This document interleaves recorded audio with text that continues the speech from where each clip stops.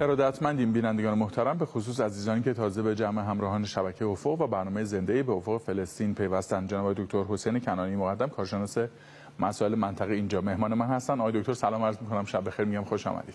بسم الله الرحمن الرحیم. منم عرض سلام و ادب دارم خدمت مجری محترم جناب آقای حسینی، همکارانتون و همه بینندگان خوب شبکه افق. زنده باشید. ممنونم وقت گذاشتین برای این گفتگو. صحبت در واقع راجع به بیانات روز گذشته رهبر انقلاب. به نظر میاد اون چنان که در رسانه‌های بین‌المللی هم انعکاس پیدا کرد، یه جورایی این صحبت‌ها بازی رسانه‌ای به خصوص ترامپ رو درباره منطقه، اونچه که خودش میگه صلح در مثلا غزه و اینها رو یه جورایی به هم زد، نقشش رو نقشه برآورد کرد. از نگاه جناب عالی مهمترین محورهای بیانات روز گذشته رهبر انقلاب کدام هستند؟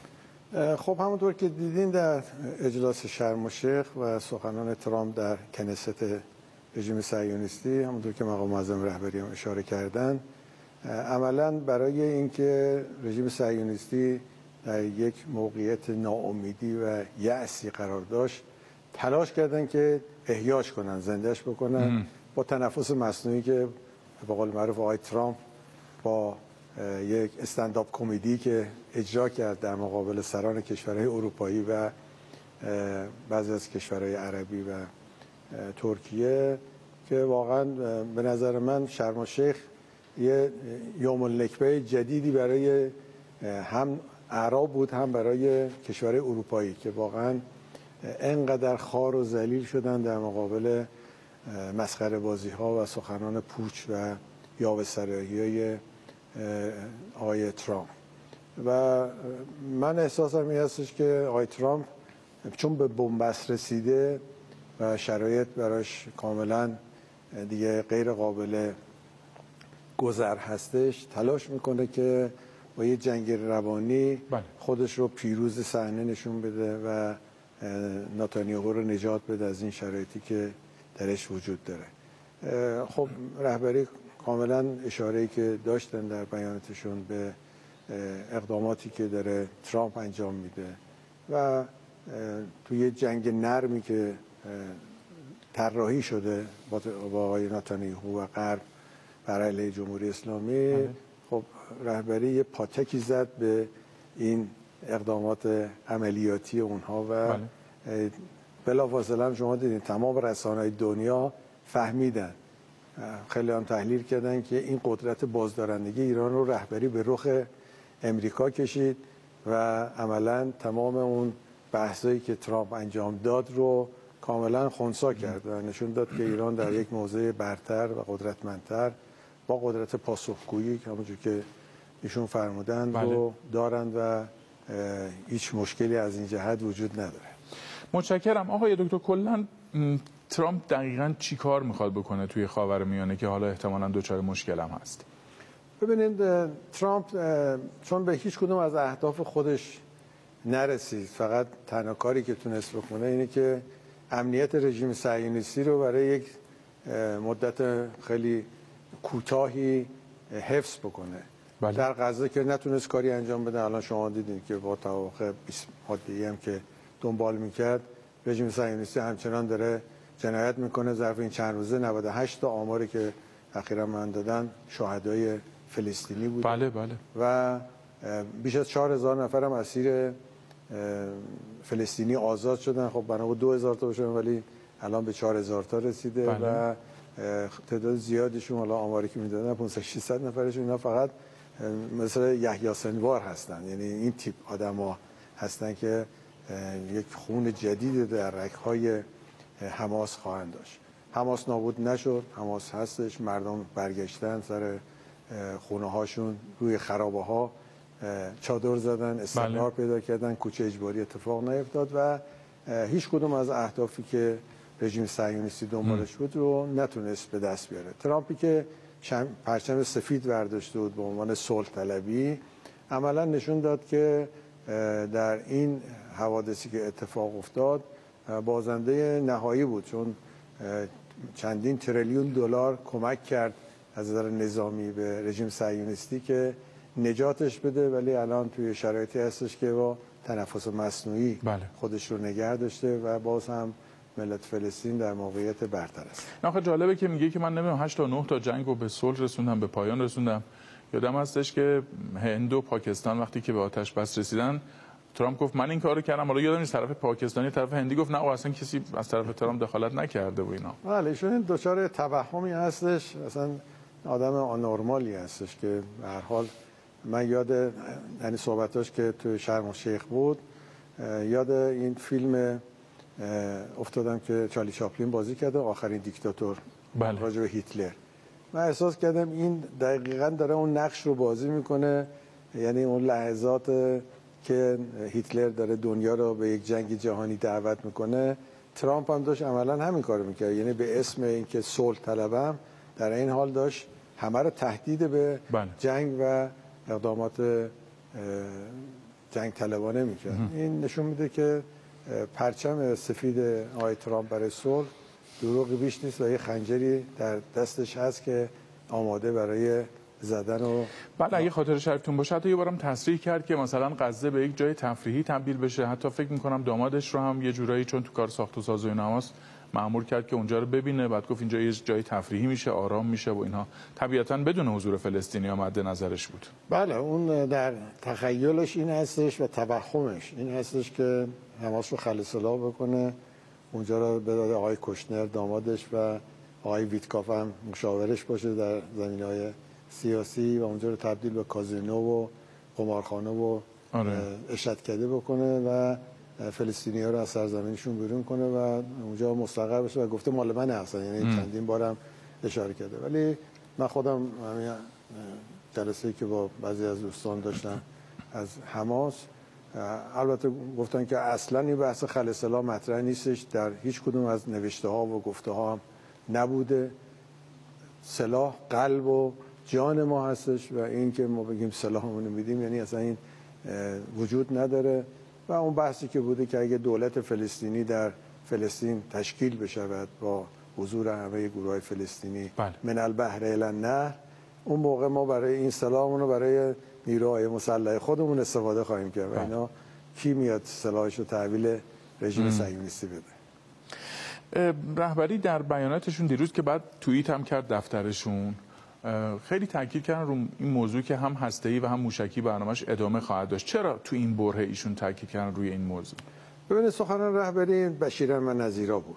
تو بخش اول که راجع به جوانان صحبت کرد، رسیدن به قله‌های دانش، رسیدن به قله‌های قهرمانی جهان و نقش جوانان رو به صورت کامل بیان کردن. بعدم اشاره کردن تو زمینه‌های نانو تکنولوژی، هسته‌ای و علوم مختلف ما رسیدیم به قله‌ها و داریم قله‌ها رو که پس از دیگری فتح می‌کنیم و این بشارت رو به مردم دادن که ما داریم حرکت می‌کنیم با سرعت، با قدرت و این بشارت بود. در رابطه با بحث انذار کردن که به هر حال توی شرایطی که امریکایی‌ها دارن خط نشون میکشن که یا جنگ یا صلح، یا بیایید تسلیم ما بشید یا ما میجنگیم، یه خط بطلانی روی این فرضیه سیاستمدار آمریکایی کشیده شد که شما نمیتونید یه ملتی رو که به یک قدرتی رسیده، اشاره هم کردن که شما ممکنه دانشمند هسته ما رو ترور کنید، ممکنه مراکز هسته ما رو بزنید، ولی علم و دانش ما رو که نمیتونید ترور بکنید. این حق این ملت و روش پایگذاری خواهد کرد. این حرف هم که راجع به مذاکره زده میشه و متاسفانه بعضی هم در داخل و یا جریانات سیاسی مطرح میکنن که مثلا رفتن این که مثلا رئیس جمهور بره شرم الشیخ و این یه نعمتی بود که نرفت آقای پزشکیان یا اصلا نماینده‌ای نرفت. دیدین چه آبروریزی شد و چه مسخره بازی اونجا در آوردن. خب این عزت ایران نشون میده، قدرت ایران نشون میده، قدرت بازدارندگی ایران نشون میده و رهبری میخواستن توی این بحث اولا یک طرح دشمن رو برای ناامید کردن جوانان رو مطرح کردن و یکی این که امید به آینده رو دوباره یادآوری کردن که ما میتونیم برسیم به اون مقاصدی که داریم. راجع به شرم الشیخ که فرمودید، حالا خیلی‌ها در داخل کشور تحسین کردن مواضع آقای دکتر پزشکیان و اینکه حتی در حد نماینده هم ایران شرکت نکرد، اما در مجازی نوشتن صلح بدون ایران شکل گرفت. نظر شما چیه؟ خب قطعا این تصور غلطیه. من خودم فلسطینی‌ها پرسیدم، گفتم ما اصلا حضور پیدا نکردیم. خود فلسطینی‌ها که صاحب عله بودن، نه ابو مازن رفتش، نه حماس رفتش، نه جهاد اسلامی رفت. خود رژیم صهیونیستی هم نرفت، حضور پیدا نکرد. و این تقریبا یه نمایشی بود که ترامپ راه انداخت برای اینکه خودش رو به عنوان کسی که دنبال صلح و رسیدن به اون اهدافی برای نجات رژیم صهیونیستی مطرح کنه و اینا هیچ دستاورد اون مجموعه نداشت. اون 20 بندی هم که ترامپ اعلام کرده بود، خب گروه فلسطینی شروطی رو درش قرار دادن که اصلا فقط کاری که کرد این بود که کودتای نرم ترامپ در غزه رو جلوش گرفتن. چون الان ما باشون صحبت کردیم، گفتم دو تا اصل ما داشتیم، یکی این که توقف جنگ، عقب نشینی و مبادله اسرا، یعنی سه تا مرحله بود. میگفتم ما چون دیدیم این سه تا مرحله در اول انجام میشه پذیرفتیم، گفتیم توقف جنگ بشه و عقب نشینی هم انجام بشه و در ارتش رژیم صهیونیستی و اینکه ما بتونیم اسرای خودمون رو آزاد کنیم. بسیار خوب. من یه نکته دیگه هم در واقع سوال دیگه ای دارم. امروز دیدم که یکی از همین دوستان فعال سیاسی در شبکه اجتماعیشون نوشته بودن که بیانات روز گذشته رهبر انقلاب مانع مذاکره نیست، یعنی دوباره این رو تکرار کرده بودن. بعضی دیگر از دوستان هم موشک معیشت رو به عنوان دوگانه جدید دارن الان مطرح میکنن. چقدر به نظرتون این درسته، اصلا شدنیه؟ ببینید اینایی که میان دو قطبی سازی‌های مجعول و فرضی درست میکنن بیشتر دنبال اینن که ایجاد اختلاف در صفوف ملت و حاکمیت باشه. از داخل داره این صدا میاد آقای دکتر. همینه. اونا ببینین دنبال این هستن که بعضی از جریان سیاسی دنبال این هستن که اولا یک توصیه هایی دارن به آقای پزشکیان میکنن که آقای پزشکیان بره مثلا مذاکره بکنه. الان نامه نوشتن به ایشون که آقا شما برید تو بحث سیاست خارجی، پارادایم جدیدی باید ایجاد بشه، بریم مذاکره کنیم و بحث‌های مختلف. و میدونن که رهبری کاملا در بحث سیاست خارجی اون ریل گذاری که کردن و استراتژی که تعیین کردن، اصلا این بحث مذاکره با آمریکا درش وجود نداره و دیروز هم در بیانات خودشون شفاف این رو دوباره بیان کردن. منتها اونا برای اینکه حیات خودشون رو به این میبینن که پوز اپوزیسیونی بگیرن که آره خاکستری رو جلب کنن، هی مرتب میان از این بیانیه ها و نامه ها و سخنرانی های اینچنینی انجام میدن که بتونن حیات سیاسی خودشون رو حفظ بکنن. خب راجع به این دوگانه یه ذره صحبت بکنیم. موشک معیشت به نظرتون اصلا دوگانه صحیحیه؟ یعنی حتما یکیشو باید داشته باشیم؟ نه، ببینید اولا هم ما معیشتمون رو باید داشته باشیم، هم قدرت دفاعی و بازدارندگیمون در مقابل دشمن. بله. خب اون کشورهایی که دنبال معیشت فقط رفتن با یه حمله دشمنانشون تسلیم شدن و الان برین روزگارشون ببینید در چه شرایطی هست و چه بدبختیایی بر سر ملتشون اومده. قطعا ما در رابطه با بحث‌های معیشتیمون که باید تلاش بکنیم، توصیه رهبری هستش و شعارهای سالی که رهبری مطرح میکنن اکثرا تو همین فضا است. در این حال قدرت موشکی امنیت ما رو تامین میکنه، قدرت بازدارندگی ما رو بیشتر میکنه، تهدیدات کمتر میکنه. شما بدون امنیت معیشت ندارید، این قطعیه و این ثابت شده است در روایت و احادیث ما هم خب زیاد است که النعمتان مشغولتان از صحت و الامان. یکی از بحث‌ها امنیته. اگه شما امنیت نداشته باشید معیشت هم قاعدتا نخواهید تونست. زمانی میتونید شما معیشت رو داشته باشید که هم اقتدارت رو داشته باشید، هم امنیتت رو داشته باشید، هم عزتت رو داشته باشید، هم استقلالت رو داشته باشید. اینا همه با هم دیگه معنی مفهومه. من به نظرم که این کسایی که میاد این دوگانگی‌های مجعول رو درست میکنن تلاششون برای این هستش که مردم رو نسبت به تصمیمات نظام برای مقابله با تهدیدات رو تضعیف کنن. بسیار متشکرم. نتانیاهو نخست وزیر رژیم، حالا یادم نیست تلفنی گفتگو کرد با آقای پوتین رئیس جمهور روسیه یا دیدار حضوری بود. راجع به ایران هم به نظرم اونجا یه صحبت‌های مطرح شد. به ما خبر دقیق‌تر میگید؟ ببینید یکی از اتفاقات خوبی که افتاد تو این بعد از جنگ 12 روزه، شاید تو جلسات همینجا ما خدمتشون بودیم، بحث شد که ما اگه مطلع بشیم که رژیم صهیونیستی ممکنه 48 ساعت دیگه 24 ساعت دیگه میخوام آماده است برای حمله کردن، خب عملیات پیش دستانه انجام میدیم و طوری هم انجام خواهیم داد که دیگه قدرت پاسخگویی نداشته باشه. این موضوع برای رژیم صهیونیستی شدیداً بحران آفرینی کرد.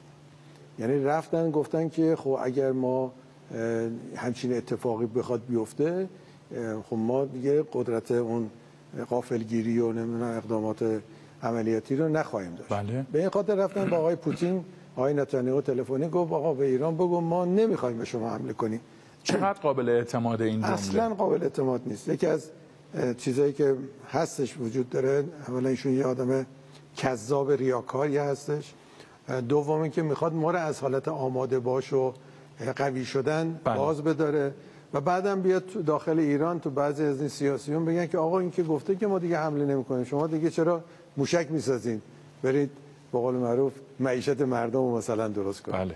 خب ما نباید غافل باشیم. خب نیروهای مسلح شما میدونه همیشه انگشتشون رو ماشه هست، آماده برای هر گونه اقدامی هست و این دفعه این بحث پیش دستانه یکی از اصول، یعنی در مسائل نظامی شما اگه ببینید بله. به عنوان یکی از اصول نظامی است که اگه دیدی دشمنت آماده حمله است، شما باید آرش نظامیشو به هم بزنید. اجازه بدید بگم که من اولین باره که از یکی از کارشناسان دست کم برنامه افق فلسطین عبارت حمله پیش دستانه رو یا دفاع پیش دستانه رو میشنوم. ما از خیلی از عزیزانمون در جاهای مختلف، حالا فرماندهان نظامی، کارشناسان ناظر، شنیدیم که بعد از جنگ 12 روزه الحمدلله بازسازی خوبی داشتیم در آفند و پدافند، ولی در استراتژی هم این کار رو کردیم به نظرتون؟ مشخصا میخوام بپرسم احتمال حمله پیش دستانه وجود داره از طرف ایران؟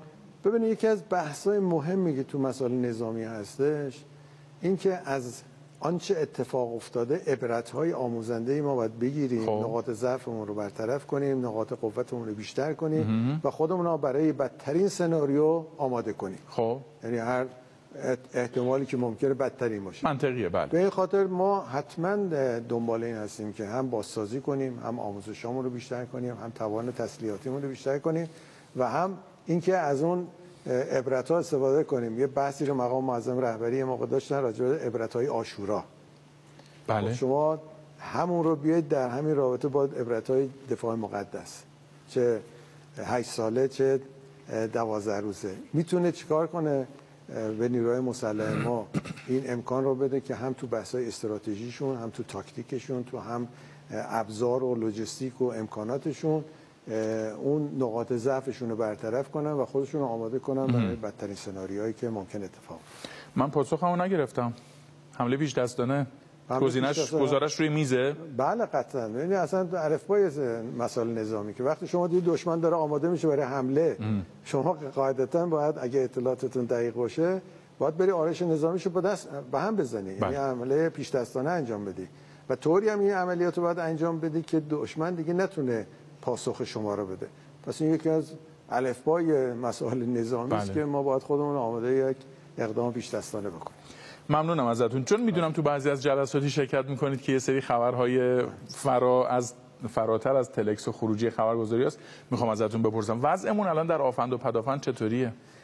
ما الان تا هر جا که میتونید بگید، مدام فردا ما متهم نشید چیزی گفتیم روی آنتن. ببینید یکی از بحثایی که بعد از جنگ 12 روزه داشت، خیلی از کشورهایی که مثلا در رابطه با سری فناوری‌های جدید تو پدافند یا نظامی یا لوجستیکی یا هوایی دست میکردن که با ایران کار بکنن یا نکنن، بعد که قدرت بازدارندگی ایران رو دیدن و استقامت ملت ایران رو دیدن، اومدن باز کردن درهای خیلی از امکاناتی که به ما نمیدادن و الان اینا در دسترس ما هستش. امکانات بسیار خوب و قوی هستش و البته رژیم صهیونیستی هم داره خودش رو آماده میکنه. مرتب پل هوایی بین واشنگتن و تل‌آویو وجود داره، اما اون ظرفیت جمعیتی و نیروی ارتش اسرائیل امکان به کارگیری اون همه تسلیحات نداره. ما یه ارتش خیلی بزرگ و قوی داریم تو زمین، هوا و دریا و موشکی و پدافند و امکانات بسیار وسیع و این امکانات هرچی هم اضافه بشه باز جاش هست، به خاطر اینکه هم نیروی انسانی قوی داریم، از این جهت آموزش دیده داریم و قابلیت به کارگیریش هم داریم. ما هنوز در دریا خودمون رو نشون ندادیم. اتفاقا پرسش بعدیم همین بود. اینو بگید تا بعد من زمانم داره تموم میشه. توی مسائل زمینی خب در دفاع مقدس خودمون نشون دادیم، ولی الان نیروی زمینی ما با 8 سال دفاع مقدس کاملا متفاوته. متشکرم. دیدم یکی از شبکه‌های معاند یه ذره مانور کرده بود روی توان نظامی آمریکا در دریا، اونا هم این چند روزه سیگنالایی فرستادن. نظرتون راجع به قدرت دفاعیمون در حالا اصلا تهاجممون حتی شاید در خلیج فارس چیه؟ ببینید همون بحثی که یه موقع هم اینجا خدمت شما مطرح کردیم، بحث ماشه علیه ماشه بود که بالاخره اگر میخواد ترویکای اروپایی بیان نفت ما رو تحریم کنن، کشتی ما رو بازدید کنن یا برایشون خطر ایجاد کنن در دریا یا در بحث اقتصادی ما خلل ایجاد کنن، ما قدرت بازدارندگی دریایی ما خیلی وسیع‌تر از امکاناتی است که الان به قول معروف آمریکا حتی تو منطقه داره، پایگاه دریایی که در بحرین داره یا انگلیس‌ها یا نیروهایی که در منطقه هستن. اما بحث این هستش که در خلیج فارس که سرزمین ماست، به قول معروف دریای ماست، اینقدر که ما قابلیت اتکا به سرزمین خودمون داریم علاوه بر لوجستیکی و پشتیبانی آمریکایی‌ها ندارن. بله. یعنی یه ناوشون بخواد حرکت کنه بیاد تو منطقه شاید 1-2 ماه طول بکشه، ولی ما 5 دقیقه میتونیم از جزایرمون بیایم به سرزمین خشکیمون امکانات تجهیزات و جابجا بکنیم. این نقطه قوت ما هستش. اونا هم میدونن که اگر بخوان در خلیج فارس وارد یک ماجراجویی بشن، ایران دست برتر داره و تجربه قبلیشون هم بوده در این خصوص. کشتی ما رو گرفتن، بلافاصله کشتیشون رو گرفتیم. تهدید ما رو کردن، بلافاصله تهدید کردیم. این قابلیت بازدارندگی ما خیلی بالاست. من به نظر میاد که اگر صهیونیست‌ها آمریکایی‌ها رو سوق بدن به سمت اینکه بیان توی خلیج فارس ماجراجویی کنن، شاید بتونیم بگیم که آمریکایی‌ها شکست سختی رو خواهند خورد، در این حالی که چین و روسیه هم ساکت نخواهند نشست، به خاطر اینکه اونجا شیر انرژی هست و بالاخره خیلی از کشورهای دنیا محتاج انتقال نفت و کالا از این منطقه است. ممنونم. آخرین سوال نمیدونم بچه چقدر زمان داریم؟ 2 دقیقه 40 ثانیه. آقای دکتر خیلی متشکرم. می‌خواستم راجع به جنگنده‌های روسی ازتون سوال کنم که اینا اومدن ایران، داستانش 1 دقیقه خوبه خدا رو شکر. به من میگید داستان این جنگنده‌های روسی چیه؟ ببینید ببخشید چون بعضی گفتن که روسا دارن جنگنده‌هاشون رو منتقل میکنن ایران که از موشک‌های دوربرد جدیدی که اوکراین داره دریافت میکنه در امان نگه بدارن. برخی هم گفتن نه آقا فروختن و طبق قرارداد تحویل دادن. ببینید اولا ما چون سیستم نیروی هواییمون امریکایی بوده، برای تبدیلش به سیستم روسی مدت‌ها نیاز هست. الان نزدیک 3-4 سال آموزش دارن میگیرن، لوجستیکشون، حتی نوع آشیانه هایی که برای این هواپیما ساخته میشه، F-35 سوخو 35 رو سالاس ما روش کار کردیم و الان تعدادش وارد تحویل نیروی هوایی ما شده و کاملا این مسئله مشخصه که ما در این زمینه، البته ما سیستم های روسی هم داشتیم، هم سپاه ما امکانات هواپیمای مختلف داشتیم. به این خاطر ما از این جهت کاملا پس طبق قرارداد تحویل گرفتیم. بله، طبق قراردادایی که داریم و در رابطه با مسائل نظامی هم تو زمینه پدافندی هم زمینه هواپیما. آقای دکتر کنانی مقدم از شما متشکرم. باهاتون خداحافظی می‌کنم. از شما بینندگان محترمم سپاسگزارم که همراه شبکه خودتون شبکه افق بودید. توفیق باشه ان شاء الله. فردا شبم در خدمت